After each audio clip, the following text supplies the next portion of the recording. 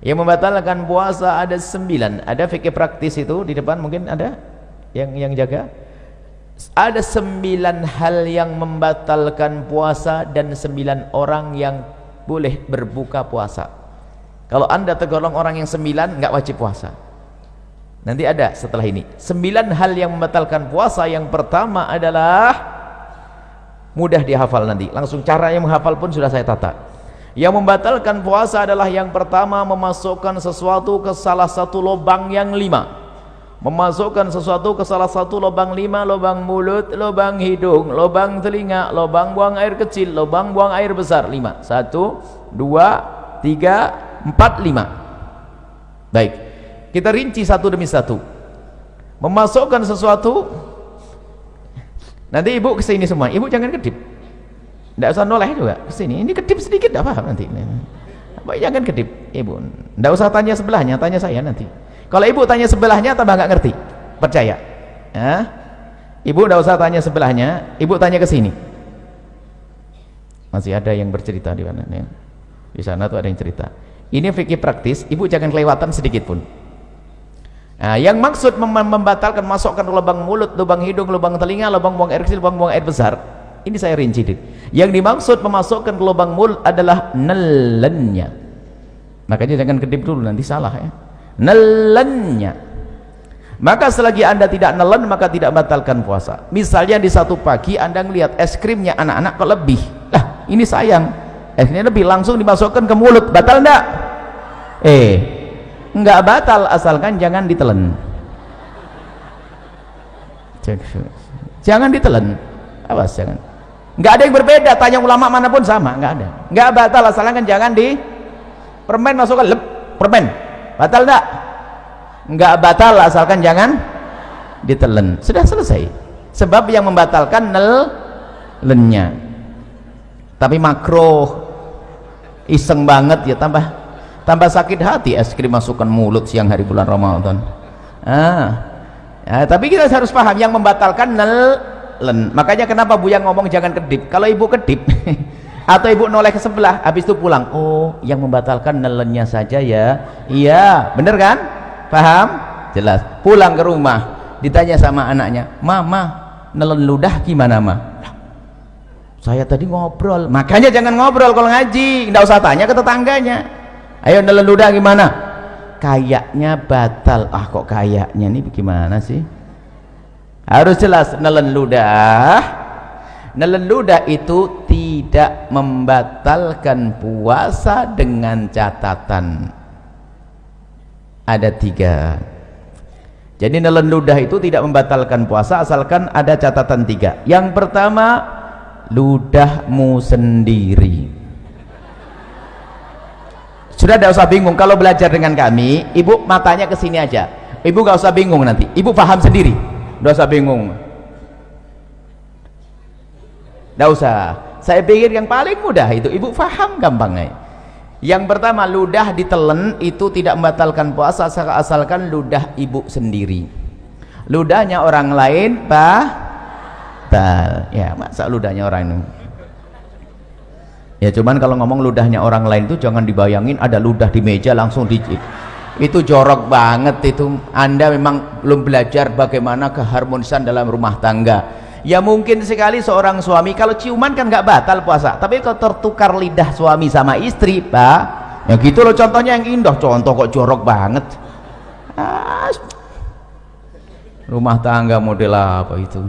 Jadi kan tertukar ludah, batal tidak? Batal karena bukan ludahnya sendiri. Jadi kalau ludah orang lain batal. Yang kedua, ludah ditelan tidak membatalkan puasa asalkan ludah masih ada di dalam mulutnya. Tapi kalau ludah itu ibu iseng mulai pagi sampai siang dikumpulkan di gelas, sampai dapat setengah gelas, masya Allah, taruh di kulkas dingin. Setelah itu ibu minum di siang hari, batal enggak? Batal karena sudah keluar dari mulut. Kalau sampai enggak paham omongan yang begini, masuk SLB, dibuat yang gampang begini. Makanya jangan noleh-noleh, sudah saya bikin yang paling gampang. Yang ketiga, ludah itu ditelan tidak membatalkan puasa asalkan ludahnya masih asli belum bercampur dengan yang lainnya, belum campur sama permen, belum campur sama kopi, belum campur sama es krim. Jelas? Baik, kalau saya punya ludah begini saya telan, tidak batal puasa saya karena ludah masih ada di mulut saya, ludah belum bercampur dengan sesuatu, dan ludah saya sendiri. Selesai? Baik, sudah jelas yang pertama, nggak usah bingung. Berarti kalau ditanya anaknya, ludah batal enggak Mi? Jelas tidak, asalkan begini. Sebab ada orang ditanya, Ustadz, nelan ludah batal enggak? Kayaknya enggak. Kayaknya enggak. Ini fikih apa itu? Nelan enggak salah itu? Kayaknya enggak. Enggak ada, harus tidak. Begitu, selesai. Kemudian setelah itu masukkan lubang hidung. Nah, masukkan lubang hidung. Memasukkan ke lubang hidung membatalkan puasa. Langsung ada yang stres. Pengajian paling tidak enak. Kenapa Ibu? Saya punya hobi aduh, ini gimana ini? Nah, makanya kalau ngaji lanjutin, jangan ngobrol, jangan main HP.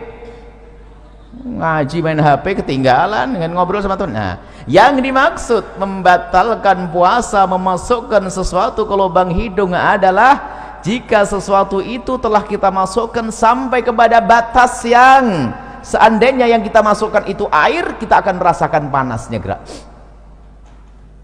bagian atas, ya nak? Kalau kita masukkan air panas ya bagian atas. Maka kalau kita masukkan sesuatu ke lubang atas sampai bagian atas yang panas, itulah maka batal puasa kita. Tapi kalau kita masukkan sesuatu masih lubang bawah, itu tidak membatalkan puasa. Maka kami sampaikan kepada semuanya kabar gembira bagi yang suka hobi, bahwa ternyata ngupil tidak membatalkan puasa. Selesai. Cuman jangan di depan umum, malu lah ya, ditutup lah. Selesai. Paham atau belum? Saya sambung bab wudhu dulu. Wudhu berkumur batal enggak? Ibu kumur, ya Allah, ibu ini baru Ustadznya belum pindah. Ibu kalau berkumur batal enggak? Nah, asalkan airnya jangan di gitu aja kok pusing nih, ngapain sih ngajinya bagaimana ini? Saya belum pergi. Kumur sunnah bahkan, bukan. Jadi ibu kalau bulan Ramadan tetap kumur ya, hukumnya sunnah. Coba batal enggak? Berarti omongan saya salah enggak tadi? Masukkan satu ke lubang mulut tidak batal asalkan jangan di selesai. Baru gamblang. Ada ibu yang bengong kok enggak batal masukin permen ya, kok enggak batal masukin permen ya, kok enggak batal. Makanya ngaji yang benar sekarang. Wong kumur sunnah kok.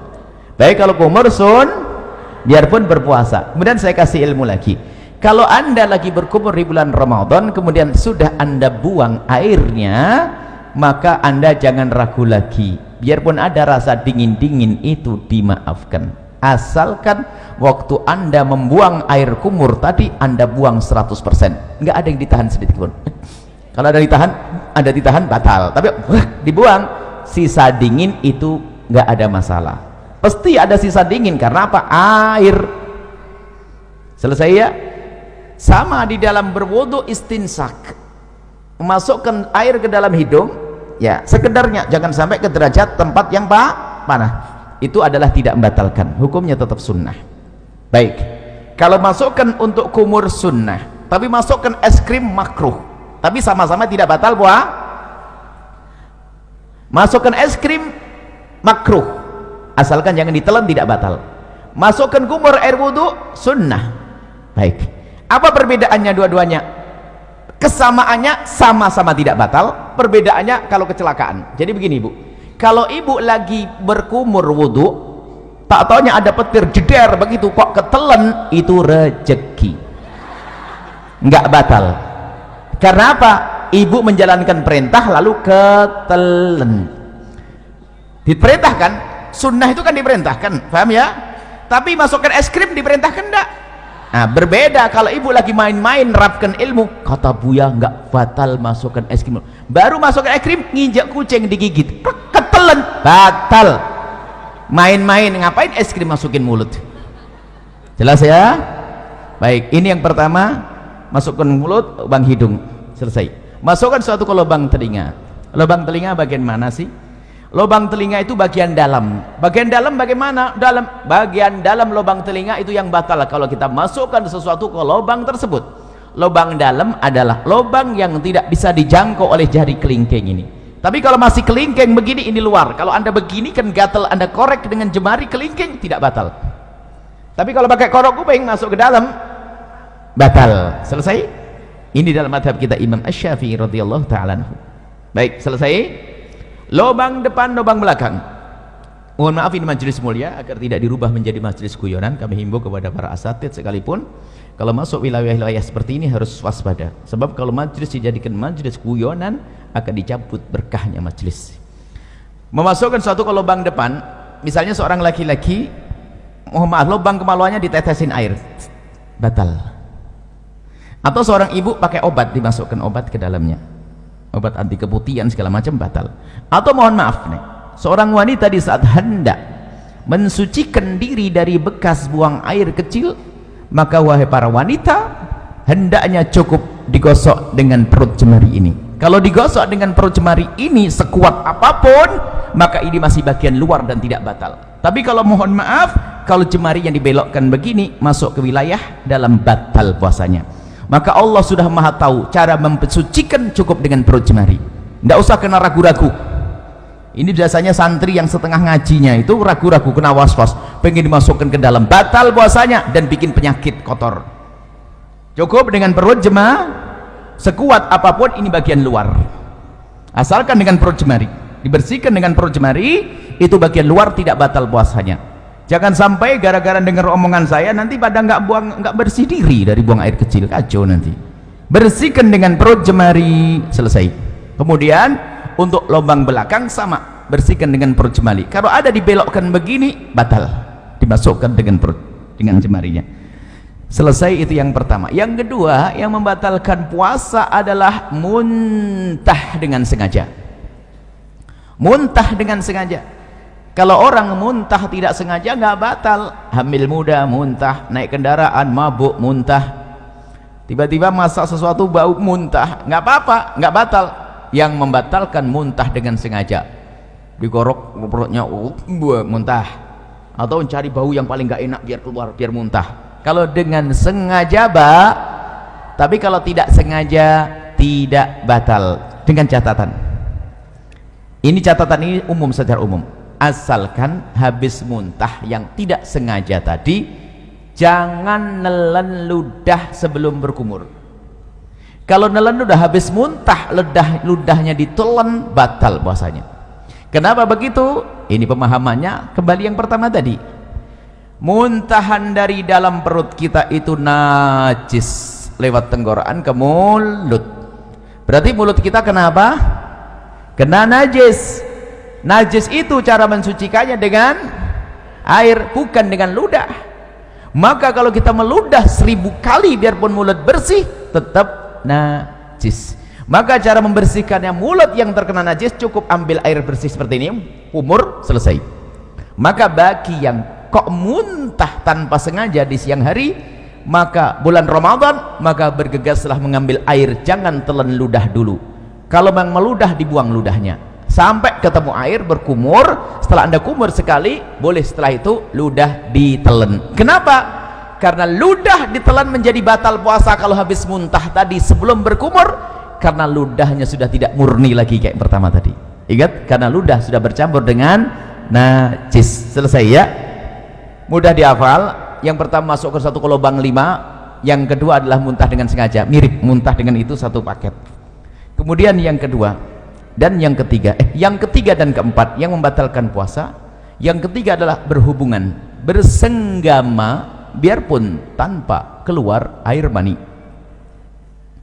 Cukup bersenggama, seorang suami mohon maaf memasukkan kemaluannya ke istri biarpun baru sebentar lalu ditarik, itu membatalkan puasa. Biarpun sebentar, biarpun tidak keluar mani. Kami hanya membahas urusan suami istri. Bagaimana dengan zina? Sama, zina batal puasa. Naudzubillah. Menggauli kambing batal puasa. Cuman tidak dibahas di sini karena apa? Ya itu orang-orang bukan ahli iman itu, ya enggak? Kita bicara yang halal. Memasukkan bersenggama biarpun tanpa keluar mani, senggama yang sengaja. Ukuran membatalkan bagi seorang suami sederhana. Mohon maaf ini majelis mulia, jika seorang suami sudah memasukkan semua wilayah kepala kemaluannya, kepalanya saja, ke wilayah wanita, batal puasanya.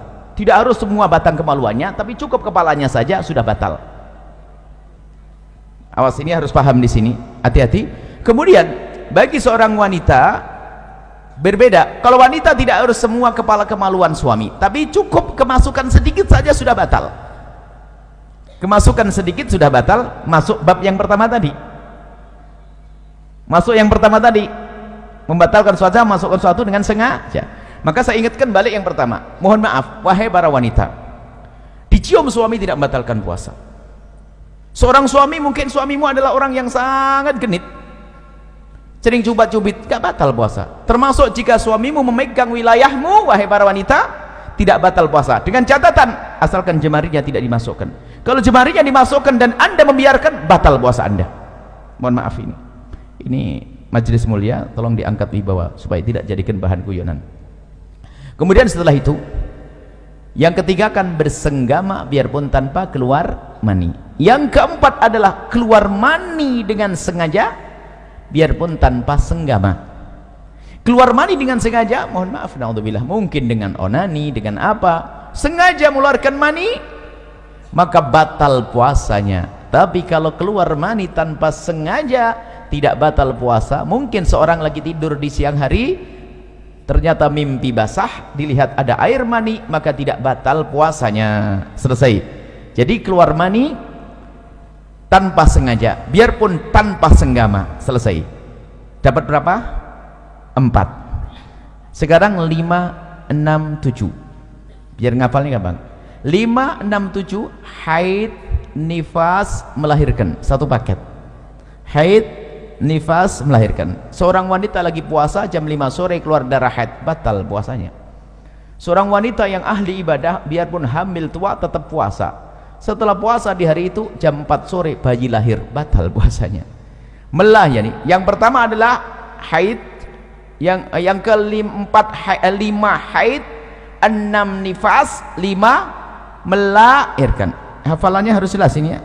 Melahirkan bayi atau bakal bayi. Tolong diingat kalimat bakal bayi di sini. Bayi atau bakal. Kalau bakal bayi itu apa? Keguguran. Jadi kalau keguguran batal enggak? Batal enggak? Hah? Iya, jangan kaget, digituin saja sudah berubah. Kan sudah ngomong bayi atau bakal bayi. Kalau kata bidan, aduh sabar, berarti batal puasanya. Selesai? Dapat 7. Yang ke-8 sendiri. Yang ke-8 adalah hilang akal. Hilang akal. Hilang akal ini ada 3 martabat, ada 3 model. Yang pertama adalah gila. Gila. Kalau ada orang gila, saya tidak bisa nyontohin. Gila itu gimana? Gila, misalnya lagi ngobrol begini kok tiba-tiba gila, batal puasanya. Biarpun gilanya sebentar. Lagi ngobrol tiba-tiba gila sebentar, batal puasanya. Gila membatalkan puasa. Hilang akal martabat yang kedua adalah pingsan. Hilang akal tidak pingsan? Pingsan membatalkan puasa kalau pingsannya itu sehari penuh. Habis sahur pingsan, sadar-sadar isya. Puasanya batal. Karena apa? Pingsannya sehari ini kebalikan dari gila tadi. Tapi kalau kita pingsan kok sempat sadar di siang hari biarpun sebentar, puasanya sah. Contoh, pingsan habis sahur, tak taunya bangun-bangun zuhur, kaget lihat matahari, pingsan lagi dia sampai isya. Puasanya sah atau tidak? Sah atau tidak? Sah, karena sempat sadar biarpun sebentar. Selesai. Hilang akal yang ketiga, tidur. Tidur ini tidak membatalkan puasa biarpun tidurnya sehari penuh. Habis sahur tidur, bangun-bangun isya. Bukan kerbau ini. Kalau kerbau masih suka bangun itu. Kalau ada orang tidurnya kayak begini, tidurnya apa nggak tahu. Bangun habis sahur, tidur bangun-bangun ini, puasanya sah atau tidak? Sah atau tidak? Ya sah lah bu. Ini kan bukan bab sholat ibu, ini bab puasa. Kalau bab sholat lain cerita nanti ya. Lah kalau orang tidur beneran ya sholatnya nggak dosa kok. Orang tidur itu termasuk udurnya sholat kok. Cuman ya keterlaluan, masa ada orang tidur kayak begitu. Baru sholatnya dikodok nanti. Tapi yang nggak sah itu sengaja, saya mau tidur nggak mau sholat. Nah ini nggak bener. Orang namanya tidur, ada tidur berapa tahun, 350 tahun ada kok, ya kan? Baik, jadi tidur tidak membatalkan puasa. Sama-sama hilang akal ya, harus paham. Hilang akal ada 3 model. Yang ke-9 adalah murtad. Murtad itu misalnya mengatakan Nabi Muhammad bukan Nabi, atau ada Nabi setelah Nabi Muhammad, atau Quran bukan wahyu dari Allah, atau merendahkan syiar, merendahkan azan, merendahkan puasa, merendahkan haji, merendahkan surga, merendahkan neraka. Itu murtad, keluar dari iman. Kalau orang murtad langsung batal puasanya. Saya urai dari yang pertama. Setelah itu jangan mikir lagi setelah itu apa yang membatalkan. Yang membatalkan hanya 9. Yang pertama masukkan satu ke lubang 5. Kedua muntah. Seiring ya, muntah huruf usal masih di sini kan, lubang 5 kan sini 1 2 3 4 5, muntah masih di sini. Yang kedua muntah. Yang ketiga dan keempat bersenggama dan keluar mani. Bersenggama tanpa keluar mani. Yang keempat keluar mani biarpun tanpa senggama. Hafal? Hafal belum? Kalau tidak hafal tidak dilanjutin ini. 5 6 7 haid, nifas, melahir. Yang ke-8 hilang akal. Selesai. Hilang akal ada 3 model. Yang ke-9 apa? Murtad. Selesai, jangan mikir lagi setelah itu. Nah, kalau nanti ada yang bertanya, yang jawab temannya. Baik, saya coba, saya uji, saya tes.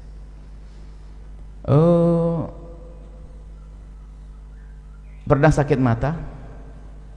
Semoga tidak sakit, amin. Kalau sakit mata, pernah tidak dikasih obat? Pahit tidak di tenggorokan? Batal tidak puasanya? Kan baru di sini Bu Yas. Saya ngajar di sini kok bisa ngomong. Memang Bu yang ngomong ada mata tadi. Kok jadi batal bagaimana ini ceritanya? Kok nambah sendiri? Inilah belajar yang nggak bener. Suka ngarang begini nih. Ayo. Memang saya ngomong apa? Mulut, mata. Hah? Oh hidung. Lah kok ada yang batal dari gimana Bu? Nah ini baru di tes 1 sudah gagal nih. Jangan-jangan yang lainnya nggak paham nanti. Coba batal enggak masukkan ke mata, ke paha, masuk ke dalam. Wah, batal enggak? Jangan. Bahkan ini orang cerdas suatu ketika. Ini ikatan dokter. Ikatan dokter kalah sama Anda. Tiba-tiba, Buya, hukumnya cabut gigi siang hari bulan Ramadan batal enggak? Batal enggak coba? Gigi. Asalkan giginya jangan. Lah kok bingung gitu aja. Asal giginya jangan ditelan. Selesai. Kemudian ada lanjutannya, tapi Buya kan nanti darahnya terus ngalir akhirnya masuk ke dalam mulut. Berarti kamu takut ketelan darahnya kan? Iya Buya. Kalau begitu jangan cabut siang. Selesai. Tapi kalau selesai kok pusing. Belajar kok setengah-setengah. Makanya kalau ngaji itu yang bener. Ngaji ngantuk. Nah, jelas ya? Baik, nanti boleh tanyalah apalah setelah ini.